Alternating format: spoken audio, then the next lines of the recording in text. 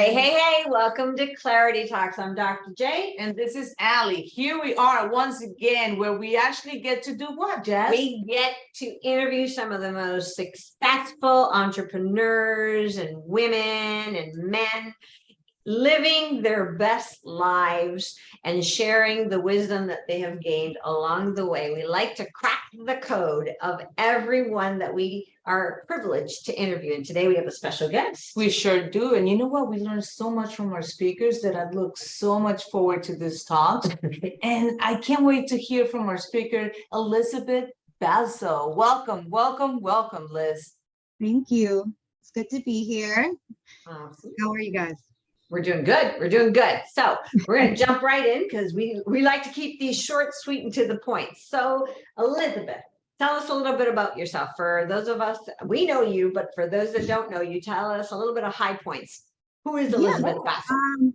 So Elizabeth Baso, I was born in Wales, England, and I grew up there until the age of 10, moved to the United States. And basically, I moved with my parents, my mother and my stepfather, and went to school, college, UCF, go Knights. And and I've been in South Florida now for some time, and I'm a mom. I'm a new mom, well, kind of new mom.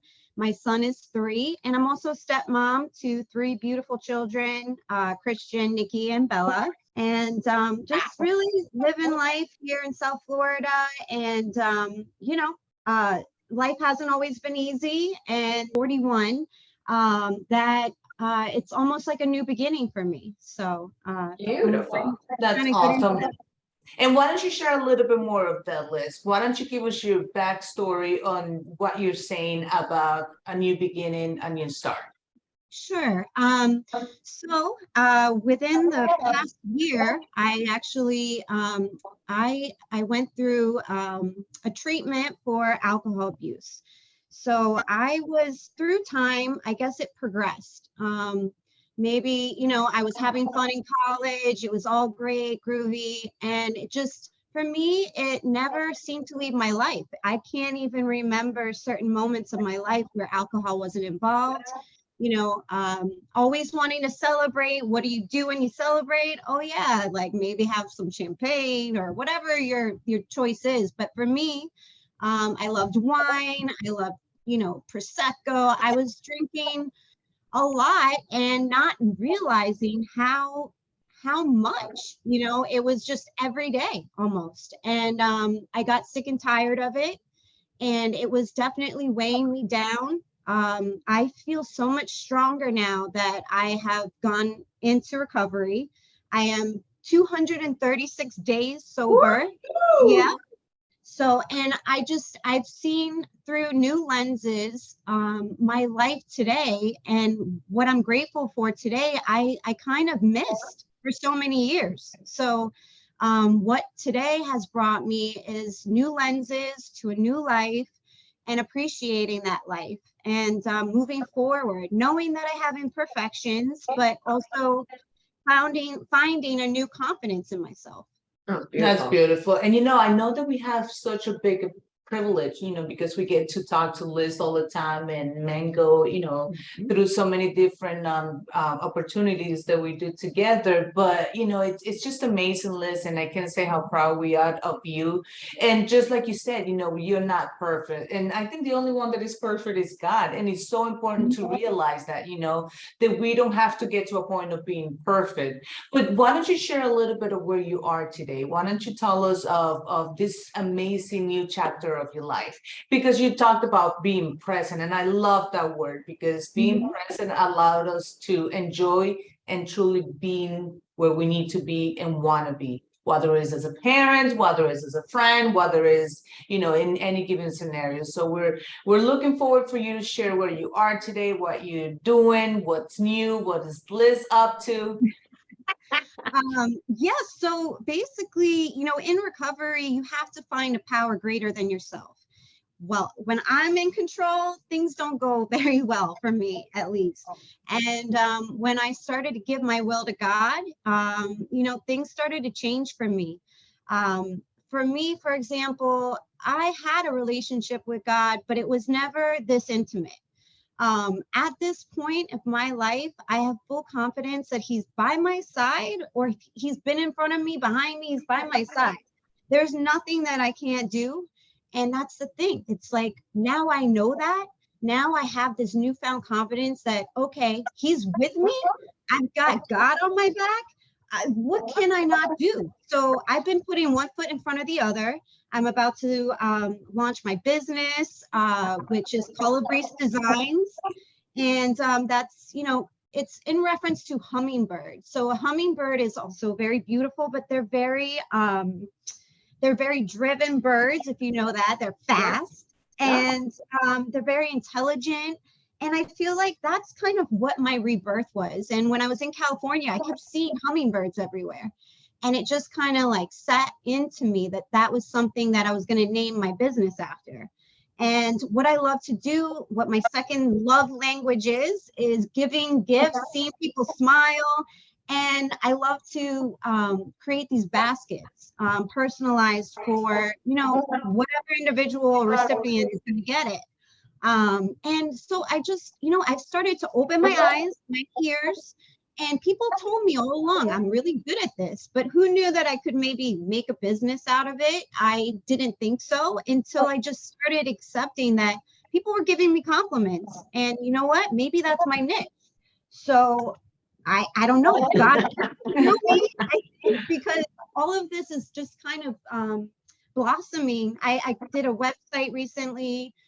Created the logo, it's in its beginning stages, but I look back to maybe months ago and I'd never seen myself sitting here today telling you that. And it's really God's work. And this newfound sobriety that I have, it's just altogether a really huge power source for me. I have confidence now that I never thought I could ever have. And that's really just because I have such a grateful heart. I do my gratitude list morning and night. And that really gives me a chance to open my eyes to what I have, what I should be grateful for. And it's called self-reflection. Yes. If you don't take 5 minutes of your day, just in the morning, or if you could do 5 minutes in the day, in the morning and at night, and you see this list of things that you are grateful for, you are going to be empowered. You are, I look at my son, my husband, my friends. Just the other day, I was dropping my son off. There was a really cute old Italian grandfather dropping his grandchildren off. You could see the joy in his heart. It melted me to have the opportunity to witness that. And so it's just something so small as like seeing a beautiful flower in your backyard and knowing that, hey, I have a backyard. There's flowers growing. You become very mindful. Yeah. One question for you, because I think that so you've had an amazing trajectory of, you called it rebirthing, renewing. I love these words because they speak to the whole transformation.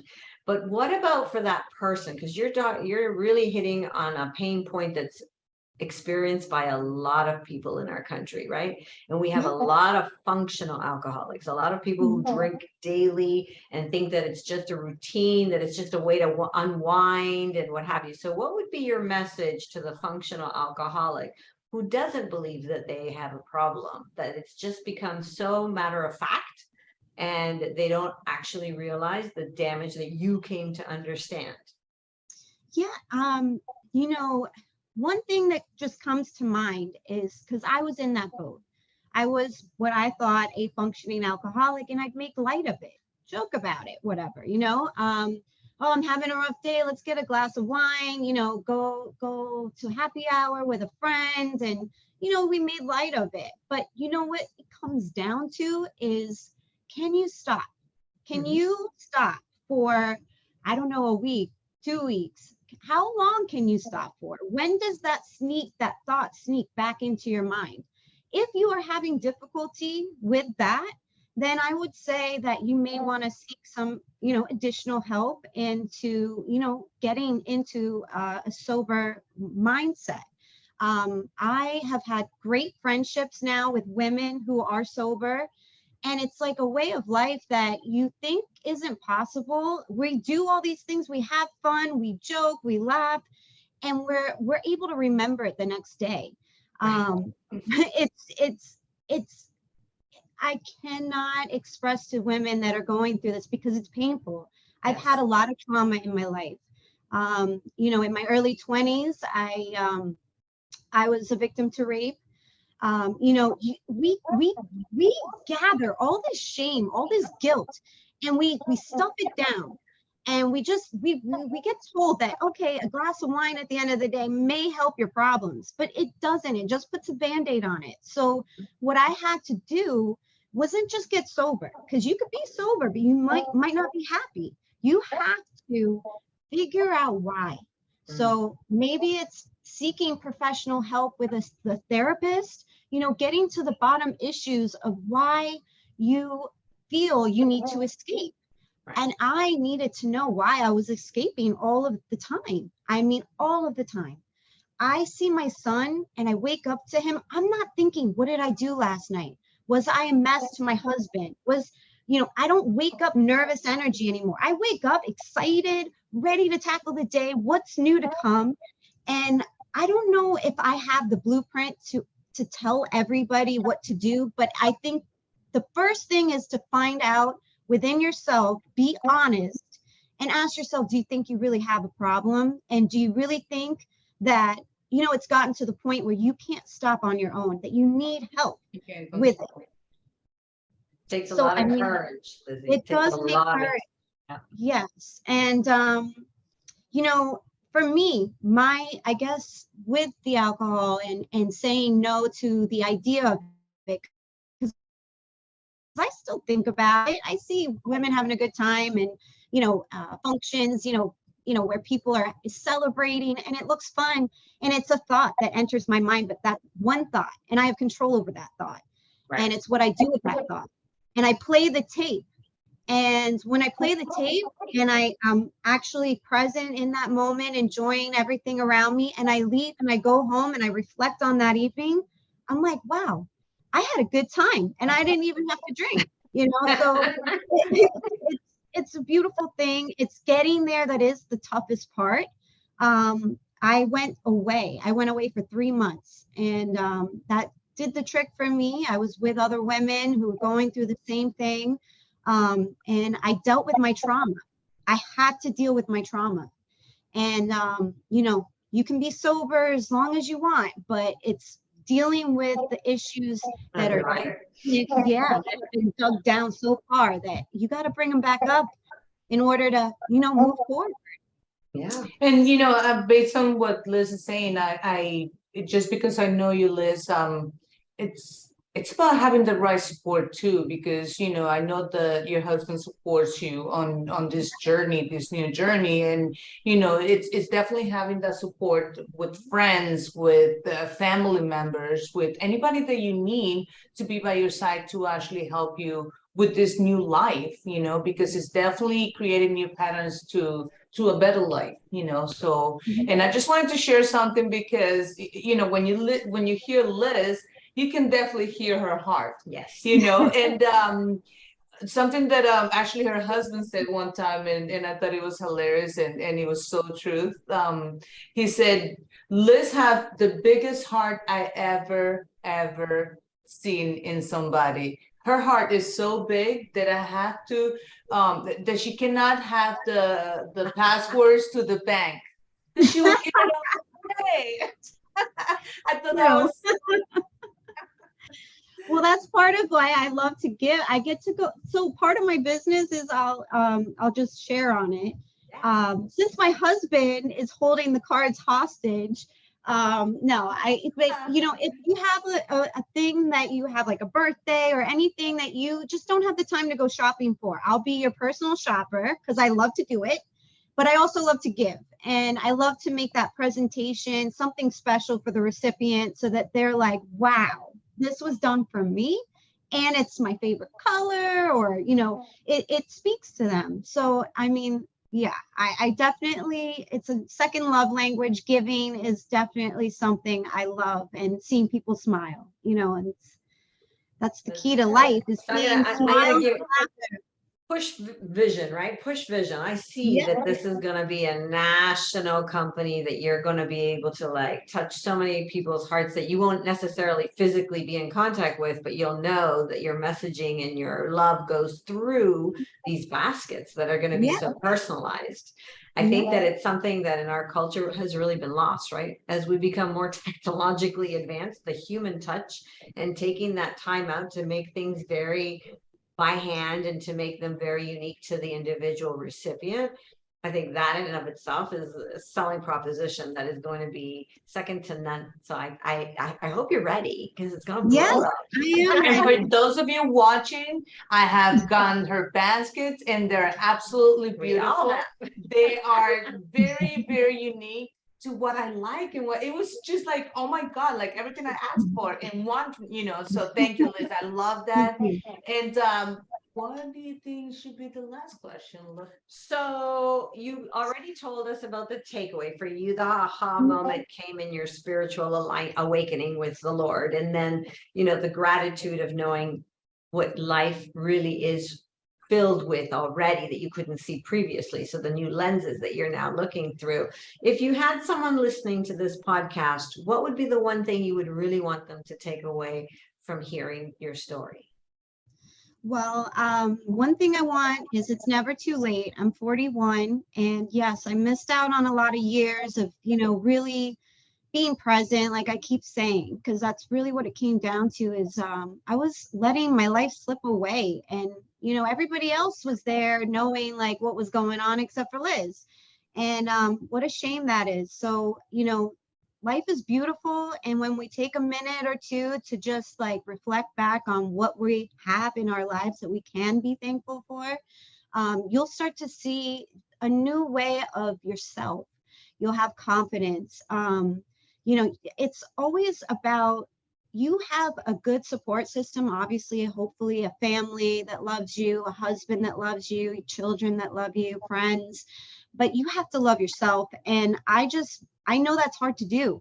You'd have to be patient with yourself. God is with you. God will be with you. He's not going anywhere. He's been here way before you were. And, it's just taking that minute to just thank him and know that he's there, acknowledge he's there. Because that to me was the biggest cheerleader that I needed, to stay confident, and not feel so much shame on my life. Once I was able to move past all those struggles and actually tap into what was bothering me, life just started opening up for me. And now I couldn't be happier. I hope that somebody else has some kind of idea in their head that they're like, wow, I'm really good at this. Well, spin it out to friends. Maybe you can do something with that, I can assure you they can. I didn't think my baskets would be a thing, but it is. People really don't have the time to go shopping sometimes, or they don't know what to get. And so it is actually a thing that's kind of flourishing now for me. And so Liz, with that being said, I have to ask you, because it would drive me crazy to know that you would not share your story with the world, with such a powerful story and hope, because it's one of the things that everybody looks for, hope. And there's a lot of people that have been in your position, and they don't think, like you said, they don't think they deserve it. They don't think they're beautiful, and they don't know even about God. So they're looking for hope. So have you ever even had a thought of writing your own book? Yes, I have. Good. So with that being said, we might have the answer to that, but we will let you know after that, right? Absolutely. Lizzie, tremendous courage. Thank you so much for, totally being transparent with our listeners. It's not an easy topic to talk about, but it's such a powerful story and a powerful message for so many people. I can tell you, in practice, I would tell you it's the prevalent issue that I'm dealing with right now. Everyone is numbing themselves to the realities of life, unfortunately, whether it's alcohol or it's illicit drugs or it's sex or whatever. It's, we're just in a season as a world, I think, where people are not dealing correctly with their Right. struggles. So I thank you think it so also much. creates a level of fear too, because you're numbing all of this beauty inside of you. And then only fear is there, and you can't move forward with fear, and you gotta branch out and do things that are uncomfortable. And it There was you go. really uncomfortable for me to accept the fact that I had a problem. So, if that can be just, put your big boots on and just, it's not that bad. It only gets better once you can Girl, pinpoint. you're making it look super hopeful. You are not making it look like it's difficult. It is going to be an amazing, amazing life from here forward in this Yes. new rebirth in this new season. Thank you so much for joining us on Clarity Talks and sharing. And here we are once again doing what we do best, talking to who? Some of the most successful and amazing people and entrepreneurs in our community right here in South Florida, who are taking back their lives, making those hard decisions with God in the center to be able to really find their purpose, their passion, their mission, and to get it done. Absolutely. But Liz, please let everybody know, how can they find you? Okay, so on Instagram, it's Colibris, that's COLIBRIS Designs, and it's 174, I think. And you can also email me at ebaso1144@gmail.com. We will definitely have all that information here. But thank you, Liz. Beautiful. I love you. I thank you for such an amazing interview, because I know it's going to touch a lot of different lives, and we just love having you here at Clarity Talks. So I'm Dr. J. And this is Allie. And until next time, we get to talk to you from our heart to your heart. Have an awesome, awesome week. Bye.